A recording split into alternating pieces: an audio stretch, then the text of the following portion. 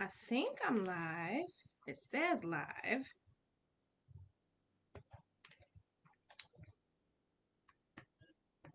Let's see.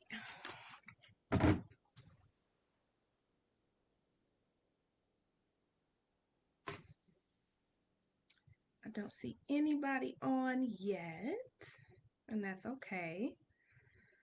So I'll get started in a couple of minutes.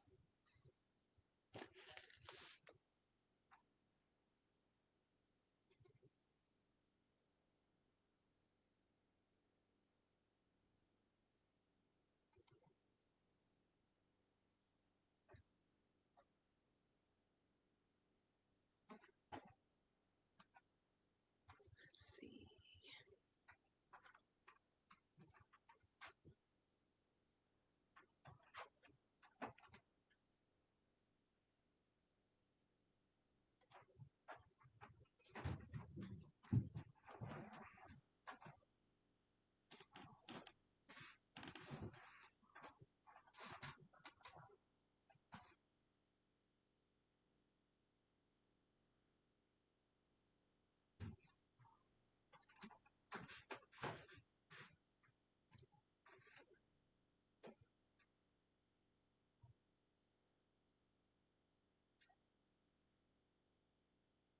Just getting started.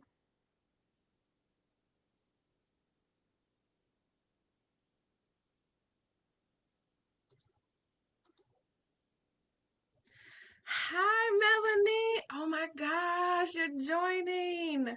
Thank you so much. Oh my gosh. You make me nervous now that you're on here. Oh gosh, how are you and how's the big baby? Well, she's not a baby anymore, but she's a big girl.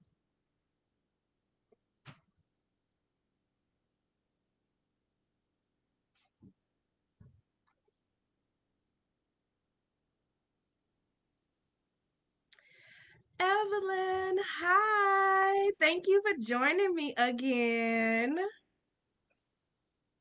And Melanie, I miss you too, very much. We need to connect outside of this. I'll send you a message. Oh my gosh, she's 16. Whoa.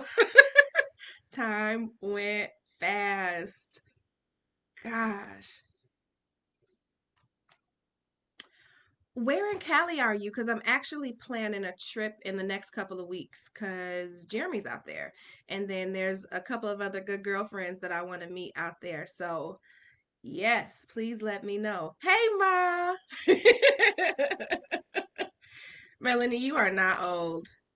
You just get better with time. We like fine wine, right? Speaking of wine, Miss Evelyn, do you have your wine today?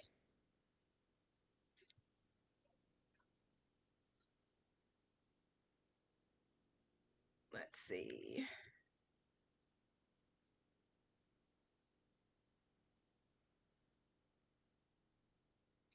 Oh, border of LA and orange. Okay, that's not too bad.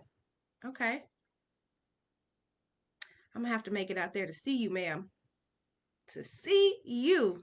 Thank you, Mom. It's a little quiet in here today, but that's okay. I'm gonna talk anyway. Everybody here knows that I have the gift of gab, so it'll be a good little chat.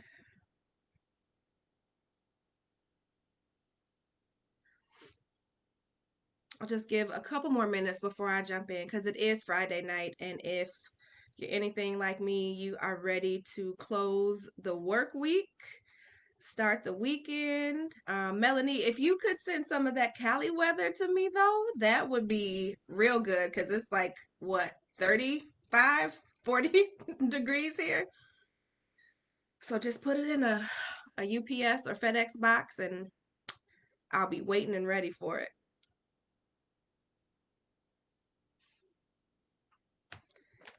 Let me send one message really quick.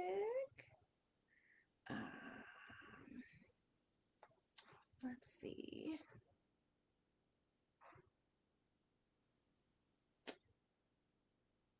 So I promised somebody I would text them when I went live, so I'm doing that.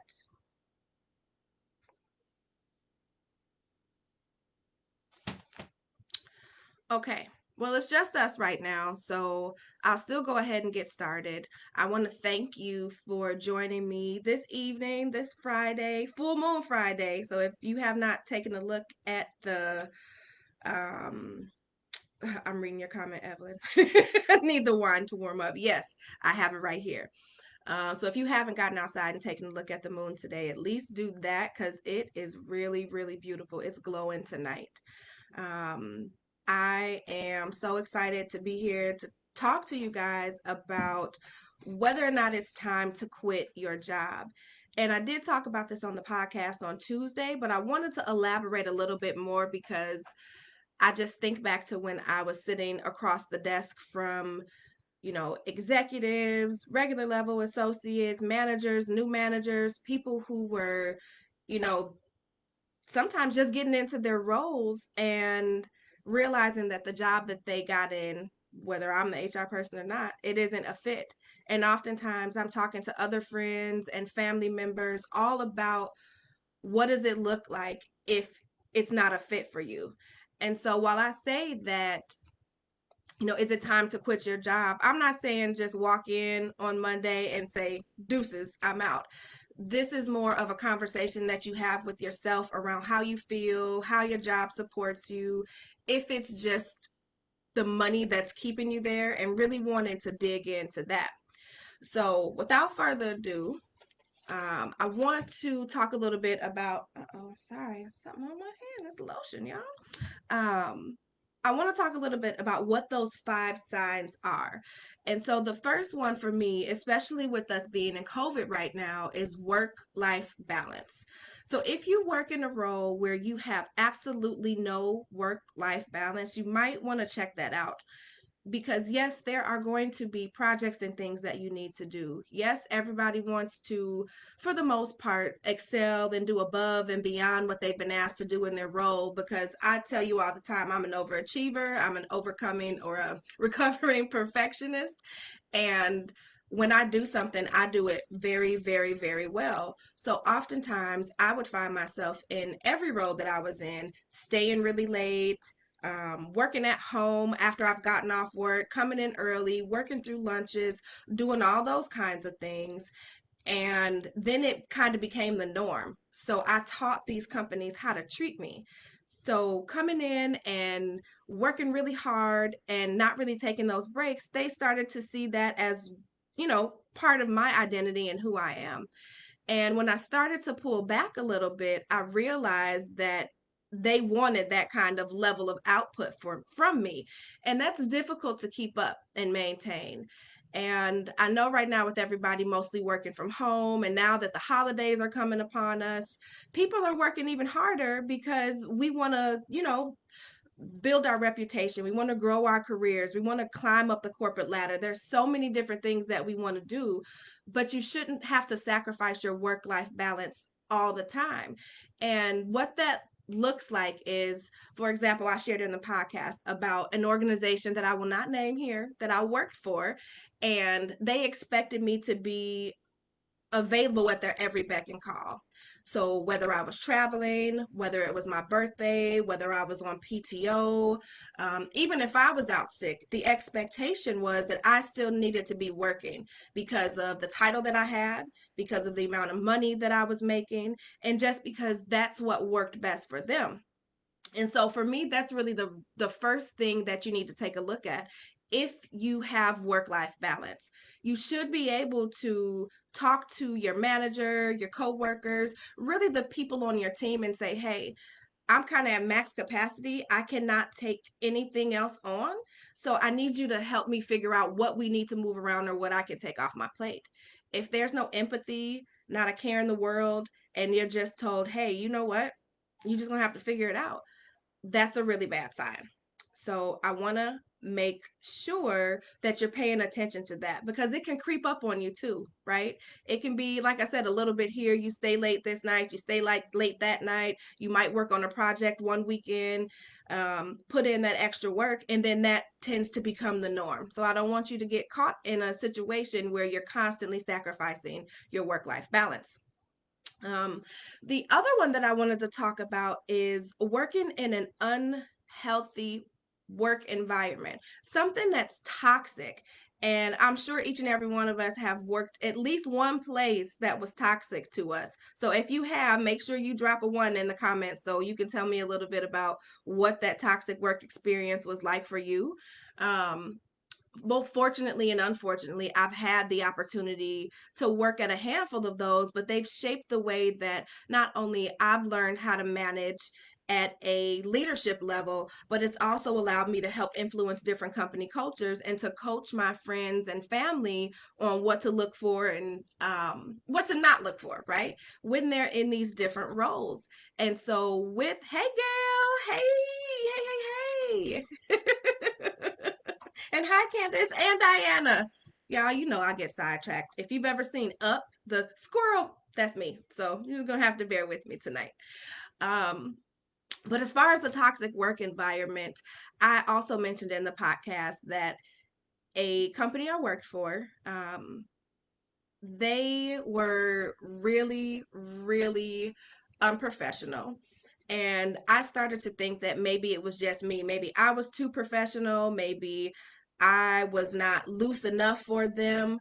Um, but to a point where they were literally violating laws and federal laws, things that have been put in place for us to be protected while we're at work. So I was told that I couldn't hire fat people. I was told that I couldn't hire old people. I was told that the managers that were there longer than me knew better than me and that I really needed to just suck it up, buttercup, for lack of better words. And I even had the CEO, I kid you not, tell me, you just started. So if there is a complaint that comes in, I'm going to believe everybody else before I believe you. And I'm like, are you kidding me? Like, what did you hire me for? Did you think I wasn't a real HR person or what? And I've also had managers that have screamed at me, that have threatened to fight me, just all kinds of things. And oftentimes I stayed because the money was good, or I stayed because I needed the benefits. But I want you to understand that when you work in a toxic work environment like that, it is almost identical to being in an abusive relationship. And I was talking with Gail actually earlier this week about how there is a real post traumatic stress that comes from staying in that kind of environment over the long run. And one of my other good girlfriends, Sierra, we talk a lot about this. We both worked at an organization where there was some toxicity in the air and recovering from that. You question yourself. You question whether or not you're good enough to do what you're doing. You question if you are like even in your right brain and are you making it up? These toxic work environments are not somewhere that you need to be long term. And I don't care if it's day one, week two, year six, however long you've been in that role, if it's toxic, it's detrimental to your health. So I need you to get out of there and to start paying attention to what it is that's going on within those different environments because you deserve nothing but the best. You are not supposed to be here to be beat on mentally, emotionally, or any of that, even in our workspace. And oftentimes we put up that a lot, especially if you are a breadwinner and you feel like you don't have any other options. Um, and so that leads me into the next one. So if you're in a role where you are really being challenged to, I'm sorry, I'm reading. Oh, you did that, Venice. Okay, Venice, I'm sorry. We'll talk about that too offline with that Venice did. Yep. Um, so if you are in a role that prevents you from really being yourself, right? Like one of my friends, Diane, we used to laugh and say on the way to work, talking it up, how we're just these naturally really cheery, happy people. So we get in and we're like, "Good morning, happy Monday, how you doing?" And then you get somebody that's like, "I don't know what's so happy about it. It's Monday." Like, really? Like, yes, that's one person, But if the entire team or a majority of the people that are in that company with you feel that same way, that drags you down. That sucks the life out of you. It sucks the energy out of you. And then you start trying to fit in with them and you can become negative. And then that negativity carries over into your personal life as well. So checking for situations where they're forcing you to not be yourself. And I also shared in the podcast too that in one of those roles, I was told, since I was the HR person, I needed to be the police and that I wasn't allowed to. He might as well have said I wasn't allowed to smile. I wasn't allowed to really interact and engage with the employees on a personal level because that wasn't in my job description. And that took a really big toll on me. And so I don't ever want you to feel like, hi, Sierra. I just was talking about you in our toxic work environment. I didn't name no names. So um but again, sorry, I digress. Just being in those kinds of situations where you have to not be yourself, like you really have to leave yourself at the door, that's not a good space for you. So if you're experiencing some of that, I want you to reach out to me and let's talk about it. The other one is really related. It's around dreading to going to work. And I don't mean like, ooh, I'm tired, I just don't want to get up, or I don't feel good, or I've had a rough couple of days, I don't know if I'm gonna make it through the day sort of thing. I mean a perpetual every single day. You hate going to work. Like you hate what you do. Hey, Otis. Yeah, that you hate what you do. If you hate what you do at work and you can't even make yourself get out of bed, that's a problem because most people don't intend to get jobs that they spend most of their time in that they hate. And so once you start to feel that, if you're feeling this on a regular basis, you need to think about, why do you not like the job? What is it that's making you not want to get out of bed? Because I know for me, I've never walked into a job within the first, week or so and just said, "Oh, I hate this. I can't even stand it," and stay. It happens over time. Part of it is not being fulfilled in what you're doing. So you may not feel like you're able to contribute in the way that you want to. Some of it could be that you're micromanaged. Maybe you have a manager or a leadership that is extremely micromanaging. That's probably not a word, but I'm using it today. Being micromanaged is one of the things that I hate the most. Like, if you tell me what you need me to do, let me figure it out and how to do it, and then I'll do that. But that's often a number one reason that people leave. Also, not having an opportunity for growth. Many organizations sit and talk all day about how they do have these room for growth, opportunities, training here and training there, and then you get in and it's a hot mess and they don't have anything that they advertise. It's almost like some organizations should be fined like stores are sometimes, right, for false advertising. And you don't know that until you get in. But just really paying attention to whether or not you like what you do and thinking about what is it that is making you not want to be in that job anymore. So if you've experienced that too, I want you to drop a one in the chat so we can talk about that as well.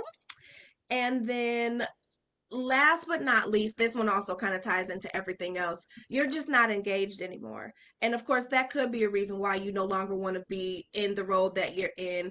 But it also could be just because of the culture of the coworkers, right?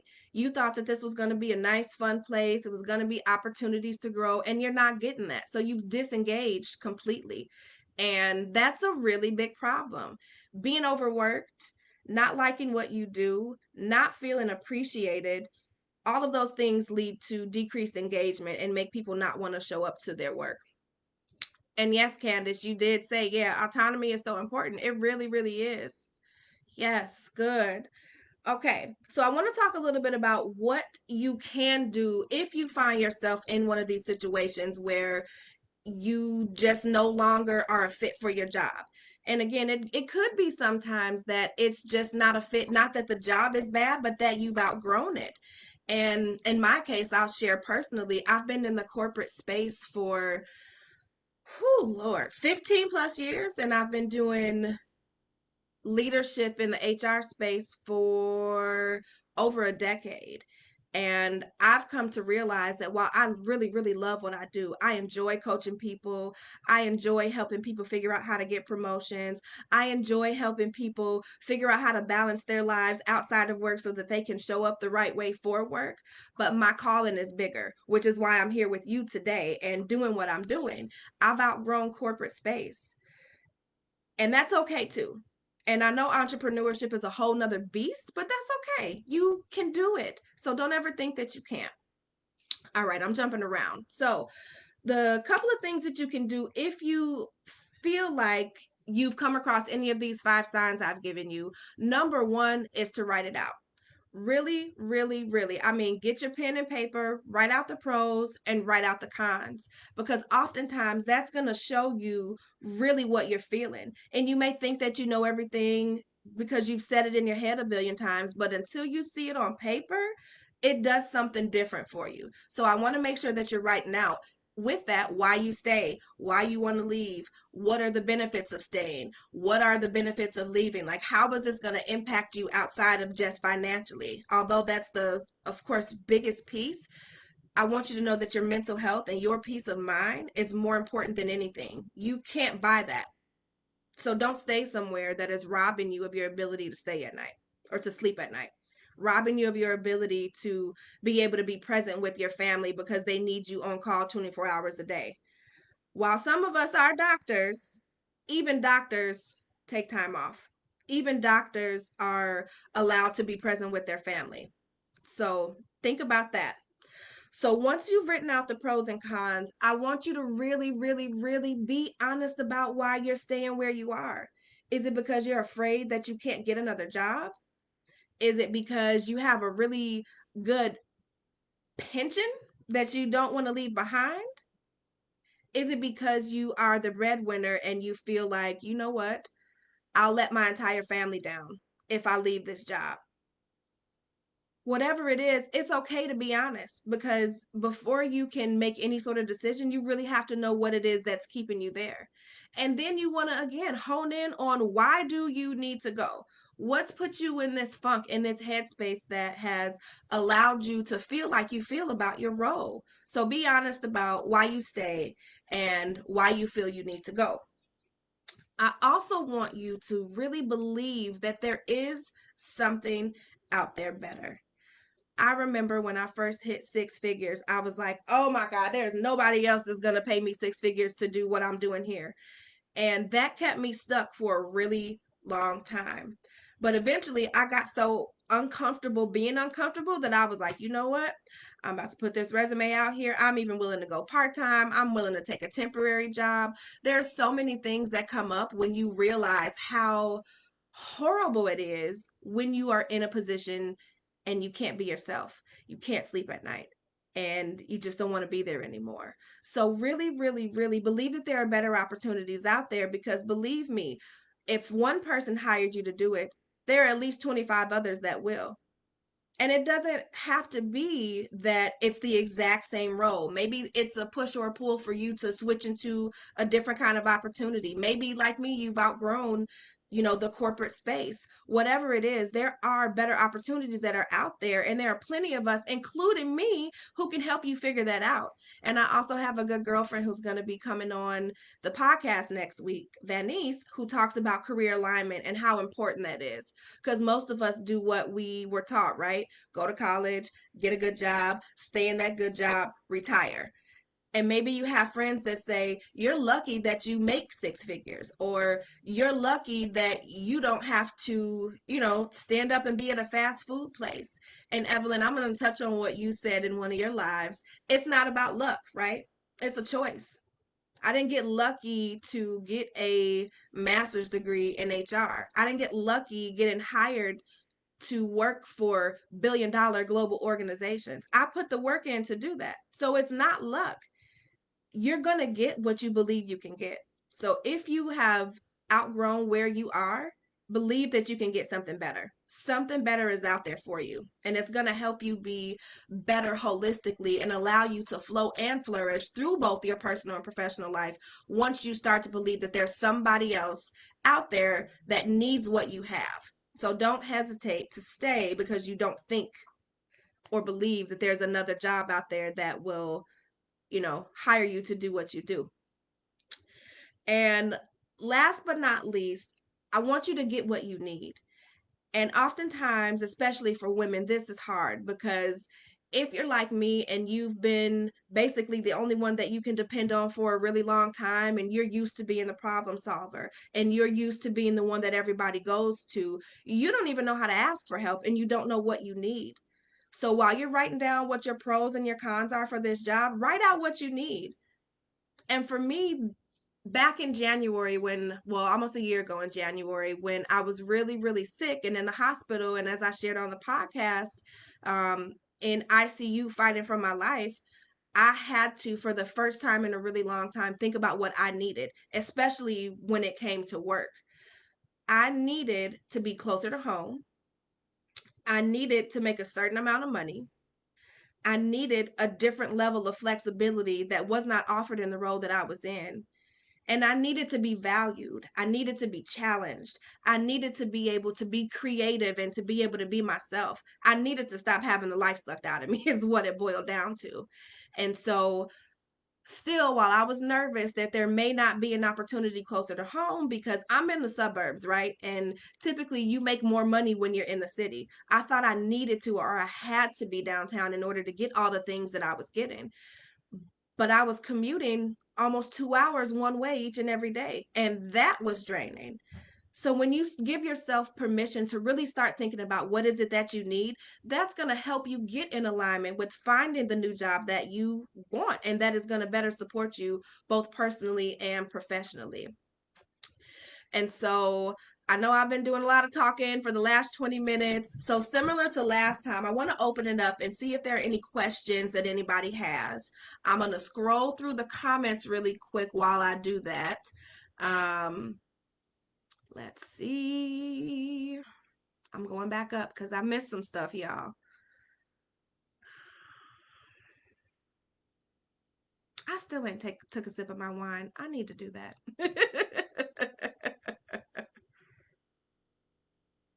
Okay. I'm looking. Okay. So I'm not seeing any questions. Um, but I would love to hear. You can even just type in the chat if there's something that you've questioned before, whether or not it was a toxic work environment. Like if you questioned your own sanity, something that you went through that you want to talk about quick. Because a couple of people dropped ones when I asked them to.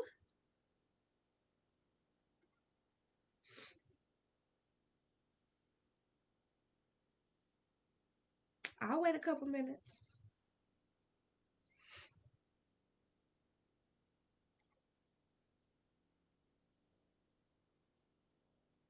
Okay.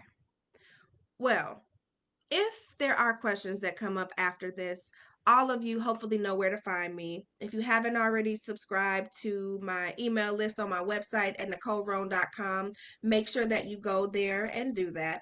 I also have the podcast that comes out every single Tuesday, Flow and Flourish, and it's where we talk openly and honestly about the challenges that we face in the workspace with all the different competing priorities that we have. I would love, love, love to connect with you. So make sure that you reach out and let me know how this is helping you. Tell me if there are questions that come up. You literally have an HR guru in your back pocket. Don't let all these years of experience in the workplace sitting face to face with people, helping them create balance between their personal and professional life, get passed by. So reach out to me. Let me know how I can help you. I'm really glad that you joined today. It's been really, really good to talk to you guys. Just wanted to elaborate a little bit more on what it looks like if you are in a toxic work environment or you've outgrown a job that you're in and what you can do if you need to get out of that. So make sure that you tune in next week as well. I'm going to have a lot of great guests that are going to be on here. Next week, we have Lacey Fields, who is my true girlfriend. She's going to be on here with me talking about how your story has power, why it has power, and how it relates to your ability to flow and flourish and to flow effortlessly throughout every single area of your life. So make sure that you tune in. I'll be sending out the invite soon. Just wanted to make sure you knew that. And again, don't hesitate to reach out to me. I cannot wait to see you all next week.